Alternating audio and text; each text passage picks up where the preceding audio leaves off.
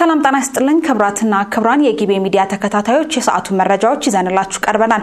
ከመረጃዎቹ ጋር ነቢያት ሙላት አብሬያችሁ ቆያለሁ። በቅድሚያም አጫጭር መረጃዎችን ምርጫው ተአማኒ እንዲሆን መገናኛ ብዙሃን ከፍተኛ ሚና እየተጫወቱ ነው ሲሉ ወይዘሮ እናታለም መለሰ ተናገሩ። የአውሮፓ ህብረት ከ2 ዓመት በፊት በኢትዮጵያ ላይ የጣለውን የቪዛ ገደብ ማንሳቱን አስታውቋል። በኬንያ በነዳጅ ዋጋ መናር በተቀሰቀሰ ተቃውሞ 4 ሰዎች ሲገደሉ 30 ሰዎች መቁሰላቸው ተሰማ። የሩሲያ ፕሬዝዳንት ቭላዲሚር ፑቲን ከቻይና አቻቸው ጋር ተወያይተዋል። በሌላ መረጃ ዩክሬን በአንድ ሌሊት ከ500 በላይ ድሮኖችን በመተኮስ በሩሲያ ላይ ከፍተኛ ጥቃት ሰነዘረች።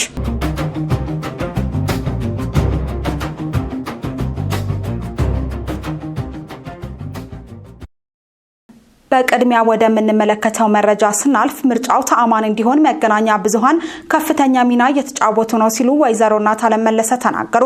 7ኛው ጠቅላላ ምርጫ ፍትሃዊና ተአማኒ እንዲሆን መገናኛ ብዙሃን ከፍተኛ ሚና እየተጫወቱ ነው አሉ የመንግስት ኮሚኒኬሽን አገልግሎት ሚኒስትር ወይዘሮ እናታለም መለሰ። ለዲሞክራሲያዊ ምርጫ ስኬት የመገናኛ ብዙሃን ሚና በሚል መሪ ሐሳብ የተዘጋጀ የውይይት መድረክ በአዳማ ከተማ እየተካሄደ ይገኛል። ሚኒስትሯ በዚሁ ወቅት እንዳሉት ተፎካካሪ ፓርቲዎች ሐሳባቸውን በነጻነት እንዲያንሸራሽሩ በማድረግና ህዝብን ከፓርቲዎች ጋር በማገናኘት መገናኛ ብዙሃን ድልድይ ሆነው እያገለገሉ ነው ብለዋል። መረጃዎችን በመፈተሽ የደፈረሰ ሐሳብን በማጥራትና በማቃናት ረገድ ከፍተኛ አስተዋጽኦ አላቸው ብለዋል። የኢትዮጵያ ዜና አገልግሎትና የኢትዮጵያ ሲቪል ማህበረሰብ ድርጅት ባለስልጣን በጋራ ባዘጋጁት መድረክ ላይ የመገናኛ ብዙሃን ባለስልጣን የሥራ ኃላፊዎችና ጋዜጠኞች ታድመዋል። የአውሮፓ ህብረት ከ2 ዓመት በፊት በኢትዮጵያ ላይ የጣለውን የቪዛ ገደብ ማንሳቱ ተገለጸ። የኢትዮጵያ መንግስት በህገወጥ መንገድ በአውሮፓ የሚኖሩ ዜጎቹን ለመቀበል ያሳየው ተባባሪነት አናሳ ነው በሚል በኢትዮጵያ ላይ የቪዛ ገደብ ተጥሎ ነበር። የአውሮፓ ህብረት ምክር ቤት አሁን ላይ ባወጣው መግለጫ በህብረቱ አባል ሀገራት ውስጥ በህገወጥ መንገድ የሚኖሩ ኢትዮጵያውያንን በመለየት ወደ ሀገራቸው በመመለስ ረገድ ተሻሽሎ ስለታየ ገደቡ እንዲነሳ ተወስኗል። በሌላ በኩል ከዚህ ቀደም በሰሜን ኢትዮጵያ ጦርነት ምክንያት የአውሮፓ ህብረት ለኢትዮጵያ መስጠት አቋርጦት የነበረውን የበጀት ድጋፍም መልሶ አስጀምሯል ተብሏል። በኬንያ በነዳጅ ዋጋ መናር በተቀሰቀሰ ተቃውሞ 4 ሰዎች ሲገደሉ ቢያንስ 30 ሰዎች መቁሰላቸው ተሰማ። በኬንያ አጠቃላይ የነዳጅ ዋጋ ጭማሪ በመቃወም በተቀሰቀሰ ተቃውሞ 4 ሰዎች ሲገደሉ ቢያንስ 30 ሰዎች ቆስለዋል ሲል የሀገር ውስጥ ጉዳይ ሚኒስቴር አስታውቋል። በሺዎች የሚቆጠሩ ተሳፋሪዎች በተጠራው የትራንስፖርት አድማ የተነሳ ከእንቅስቃሴ ታግተው ቆይተዋል። በዋና ከተማዋ ናይሮቢ ቁልፍ መንገዶች ባዶ የሆኑ ሲሆን አንዳንድ የንግድ ስፍራዎች ዘግተው ቆይተዋል። ትምህርት ቤቶችም ተማሪዎች ቤታቸው እንዲቆዩ ጠይቀዋል። ተቃዋሚዎች መንገዶችን ዘግተው እሳት እያያዙ ይገኛሉ ነው የተባለው። የሀገር ውስጥ ጉዳይ ሚኒስትር ኪም ቾምባ አክለውም 348 ሰዎች በቁጥጥር ስር መዋላቸውን ተናግረዋል። የስራ ማቆም አድማው የተከሰተው ባለስልጣናቱ የነዳጅ ዋጋን በከፍተኛ ደረጃ ከጨመሩ ከቀናት በኋላ ሲሆን ዋጋው ከ20 በመቶ በላይ ጨምሯል።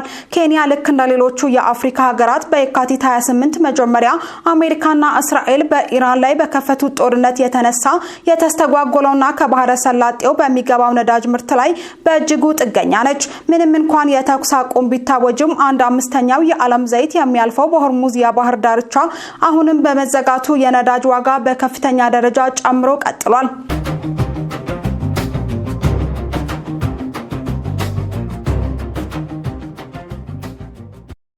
ጊቤ ሚዲያን እየተከታተላችሁ ነው የምትገኙት። መረጃዎቻችን እንደቀጠሉ ናቸው።